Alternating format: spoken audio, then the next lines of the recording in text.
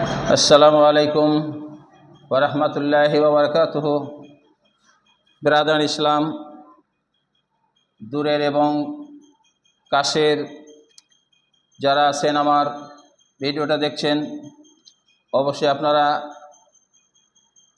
ভিডিওটি সাবস্ক্রাইব করার জন্য চেষ্টা করবেন ইনশাআল্লাহুল আজিজ। আমি আপনাদের সামনে আজকে একটি হাদিস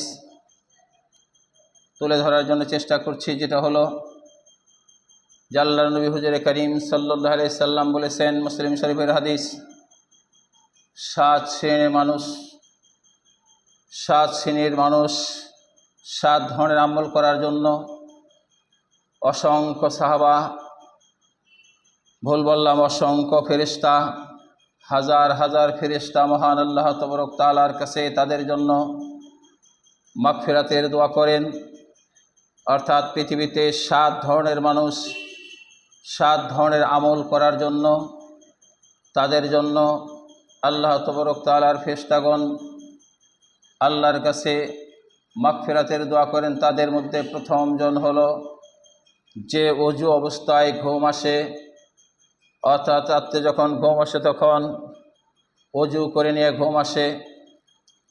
2 নাম্বার হলো যে ব্যক্তি মসজিদে যায়, প্রথম কাতারে নামাজ পড়ার চেষ্টাটা করে। 3 নাম্বার ব্যক্তিটা হলো যিনি নামাজের জন্য ছটফট করে না। অনেকে দেখা যায় সময় হয়ে যায় ছটফট শুরু করে দেয়, নামাজের জন্য অপেক্ষা করে যে। 4 নাম্বার ওই শ্রেণী মানুষ যিনি আল্লাহর নবীর প্রতি ভালোবাসা দেখে আল্লাহর নবীর প্রতি সবসময় দরুদ শরীফ পঠন করেন, বিশেষ করে যখন আল্লাহর নবীর নাম শুনতে পান। 5 নাম্বার হলো ওই ব্যক্তি যিনি কোনো বেমারি, যদি আত্মীয় স্বজন নাই বা একটু দূরের আত্মীয় হলেও তাদের জন্য খোঁজখবর নেওয়ার জন্য সকালে নাই বা তো বিকেলে যায়। কেননা আল্লাহর নবী বলেছেন, যদি কেউ সকালে কোনো একটা বেমারি দেখতে যায় 70,000 ফেরেশতা তার জন্য সারাটা দিন মাগফিরাতের দোয়া করেন।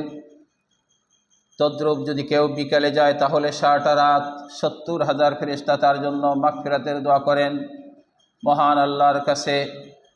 5 নাম্বার হয়ে গেল। 6 নাম্বার হলো ওই শ্রেণীর মানুষ যিনি মানুষের জন্য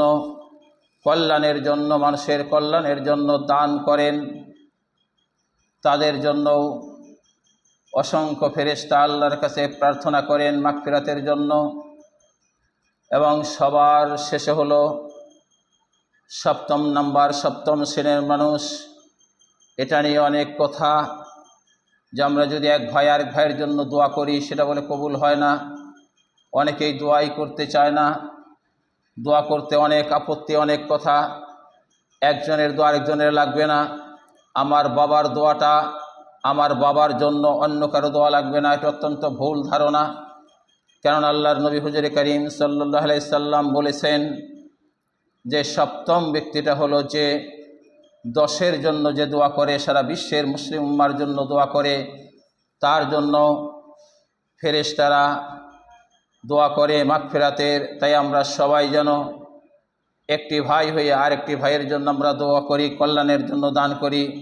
আমাদেরকে সবাইকে যেন আল্লাহ পাক এই তৌফিক দান করেন। ওয়া আখিরু দাওয়ানা আনিল হামদুলিল্লাহি রাব্বিল আলামিন। আসসালামু আলাইকুম ওয়া রাহমাতুল্লাহি ওয়া বারাকাতুহু।